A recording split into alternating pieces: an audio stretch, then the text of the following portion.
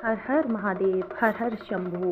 हरे कृष्णा, राधे राधे। तो फ्रेंड्स, आज की इस वीडियो में हम आपको मिट्टी के शिवलिंग यानी कि पार्थिव शिवलिंग की पूजा शिवरात्रि के दिन हमें कैसे करनी है, इसकी सही विधि बताएंगे। दूसरा, अगर आप 4 पहर की पूजा करना चाहते हैं तो वो पूजा की विधि क्या होती है, वो भी आपको इसी वीडियो में बताएंगे। तो प्लीज़ वीडियो को पूरा देख लीजिएगा।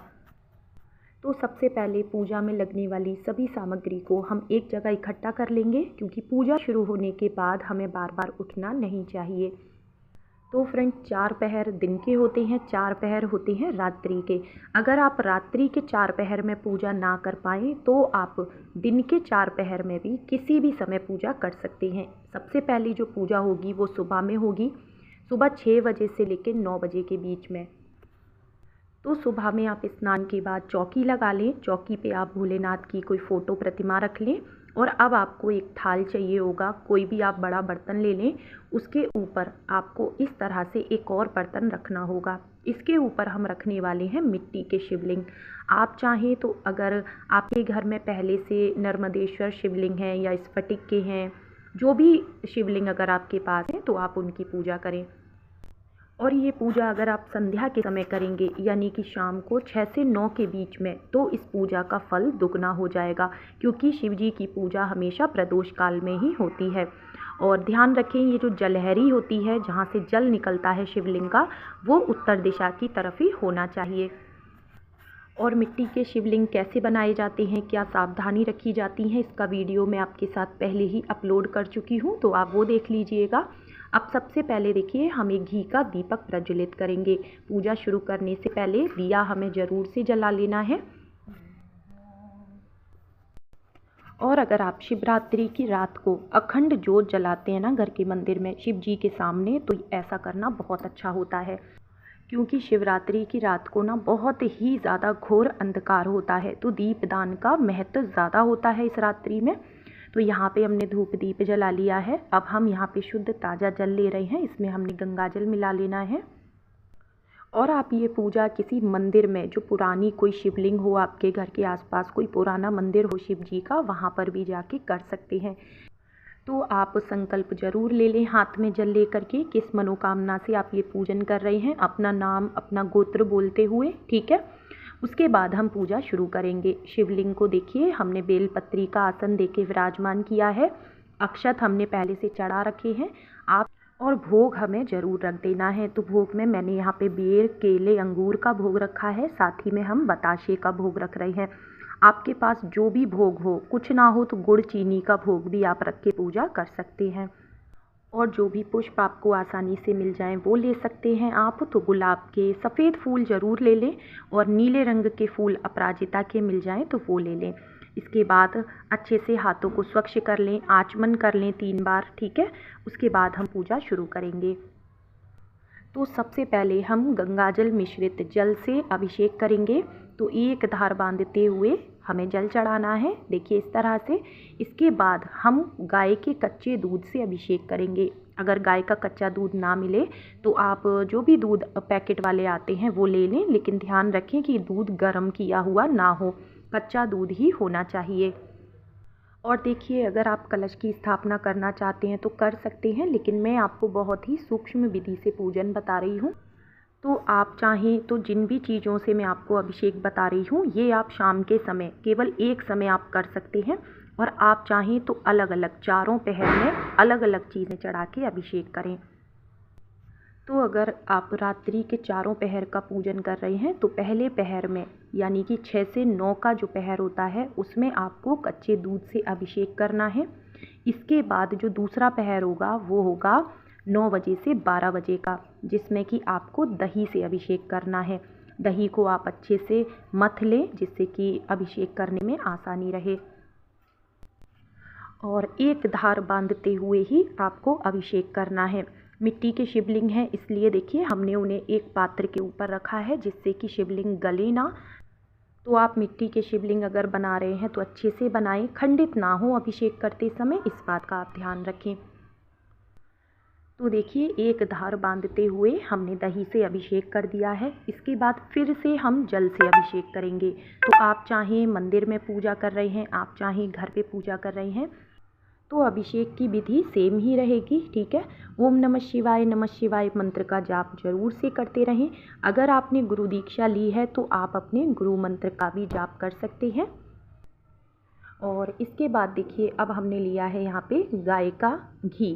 तो प्योर गाय का घी अगर आपको मिल जाए, ठीक है, तो बहुत अच्छा है। नहीं तो जो पतंजलि का घी आता है गाय का, वो भी आप ले सकते हैं। तो मैंने वही लिया है। और गाय का घी अब हम अभिषेक के लिए लेंगे। तो पहले हमने दूध से अभिषेक किया, फिर दही से अभिषेक किया, अब हम गाय के घी से अभिषेक कर रहे हैं। तो रात्रि के तीसरे पहर में, यानी कि 12 से 3 के बीच में आपको घी से अभिषेक करना है। तो देखिए, अगर आप केवल एक ही बार अभिषेक कर रहे हैं ना संध्या के समय में, तो आप चारों चीज़ों से एक बार में पहले अभिषेक कर दें, उसके बाद आप भोले बाबा का श्रृंगार करेंगे। और अगर आप रात्रि के 4 पहर की पूजा कर रहे हैं तो हर बार आप जब भी अभिषेक करेंगे जिस पहर में, उसी पहर में फिर से भोलेनाथ का श्रृंगार किया जाएगा। तो घी हमने चढ़ा दिया, जल चढ़ा दिया, इसके बाद अब हम शहद चढ़ा रहे हैं, ठीक है। तो पहले दूध से अभिषेक किया, फिर दही से अभिषेक किया, फिर घी से अभिषेक किया, इसके बाद अब हम शहद से अभिषेक कर रहे हैं। अच्छा, मान लीजिए आपके पास इतनी सारी सामग्री उपलब्ध ना हो किसी भी वजह से, तो आप केवल जल ले लें, थोड़ा गंगाजल डाल लें और थोड़े से काले तिल डाल लें, ठीक है। इस जल से भी आप अभिषेक करेंगे तो भी आपको पुण्य फल की प्राप्ति होगी। और अब देखिए, हमने यहाँ पे पुष्प ले लिए हैं और सबसे पहले हम बेलपत्री अर्पित करेंगे। तो आप यहाँ पे 3, 5, 7 जितनी आपको बेलपत्र मिल जाए उतने ले लें, लेकिन भोलेनाथ की पूजा में कुछ हो ना हो, बेलपत्र जरूर होना चाहिए। डंडी आप तोड़ दें। और हमने यहाँ पे देखिए चंदन से तिलक कर लिया है बेलपत्र पे। ध्यान आपको ये रखना है कि बेलपत्र की जो चिकनी साइड होती है ना, वो भोलेनाथ की तरफ होनी चाहिए, इस तरह से, ठीक है। और बेलपत्र पे आप चंदन से राम नाम भी लिख सकते हैं। और अगर आप रात्रि में 4 पहर की पूजा कर रहे हैं तो बेलपत्र आपको बार बार बदलने की ज़रूरत नहीं है। आप पानी से धो के उन्हीं को आप हर बार चढ़ा सकते हैं, ठीक है। क्योंकि तुलसी और बेलपत्र को 11 दिनों तक बासी नहीं माना जाता है, ठीक है। तो इसके बाद देखिए, अब हमने पुष्पों से बाबा का श्रृंगार कर दिया है। अब हम चंदन लगाएंगे। तो चंदन से आप त्रिपुंड बना सकते हैं। और मिट्टी के शिवलिंग हैं तो थोड़ा ध्यान से करें। इसके बाद देखिए, अक्षत जरूर चढ़ाने हैं और चावल जो चढ़ाएंगे वो टूटे फूटे नहीं होने चाहिए, ठीक है। इसके बाद अगर आपको शमी पत्र मिल जाएं तो ज़रूर चढ़ाएं। शिवलिंग पर शमी पत्र चढ़ाने से आपको शनि ग्रह से जो भी दोष होते हैं शनि ग्रह के, वो उनसे मुक्ति मिलती है। और इसके बाद देखिए, हम चीनी चढ़ा रहे हैं भोलेनाथ पे। तो भोग हमने अलग से रखा है, लेकिन हम चीनी चढ़ा रहे हैं। एक तो इससे रोगों का नाश होता है, जैसे जैसे चीनी घुलेगी वैसे वैसे हमारे रोगों का नाश होगा। और कुछ भोग हमें शिवलिंग पर ज़रूर अर्पित करना चाहिए, तो हमने चीनी अर्पित की है। इसके बाद देखिए, इत्र लगा के हम कलावा अर्पित कर रहे हैं वस्त्र के रूप में।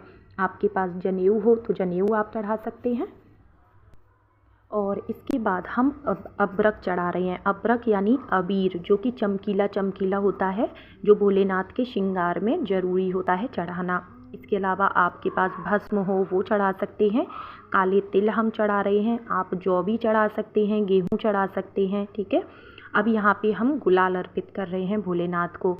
तो भोलेनाथ के ये सब श्रृंगार की चीज़ें होती हैं जो कि हमें ज़रूर अर्पित करनी चाहिए। और इसके बाद कुछ सिक्के हम शिवलिंग पर ज़रूर चढ़ाएंगे। तो 2 रुपये, 5 रुपये जितने हों वो आप चढ़ा दें।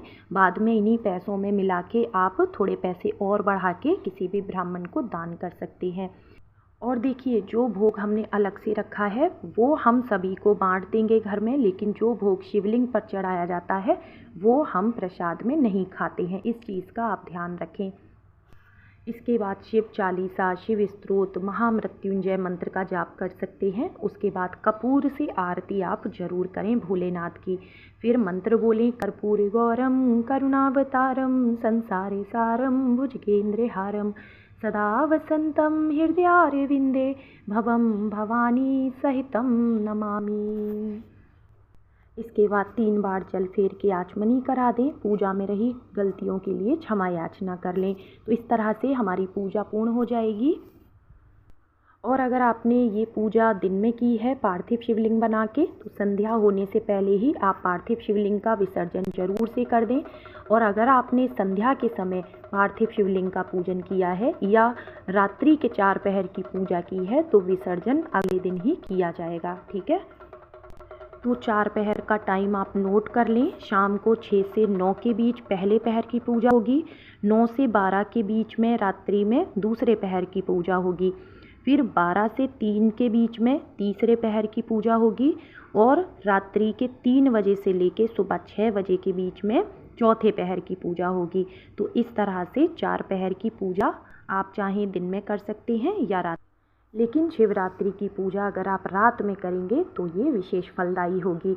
और पूरी रात जगकर अगर ना भी कर सकें तो संध्या के समय 6 से 9 के बीच में आप ये पूजा करें, जो कि बहुत अच्छा होगा। और घर के आसपास अगर कोई नदी या जलाशय ना हो तो आप घर के गमले में ही शिवलिंग का विसर्जन कर सकते हैं। और कई बार आप लोग पूछते हैं कि दीदी हमारे यहाँ सिर्फ शिवलिंग है, शिव परिवार नहीं है, और अगर हम मिट्टी के शिवलिंग बना रहे हैं तो क्या पूरा शिव परिवार बनाना पड़ेगा? तो देखिए, ऐसा नहीं है, शिवलिंग में ही पूरा शिव परिवार विराजमान रहता है। ठीक है, तो आप ये दुविधा मन में ना रखें, आप खाली शिवलिंग का भी अभिषेक करेंगे तो भी पूरे शिव परिवार की पूजा हो जाएगी। तो यही था आज का वीडियो। आई होप आपको वीडियो पसंद आया होगा। वीडियो अच्छा लगा हो तो लाइक शेयर कमेंट ज़रूर करना, हर हर महादेव लिख देना, और चैनल पर नए हैं तो सब्सक्राइब ज़रूर कर लेना। मिलती हूँ नेक्स्ट वीडियो में। राधे राधे।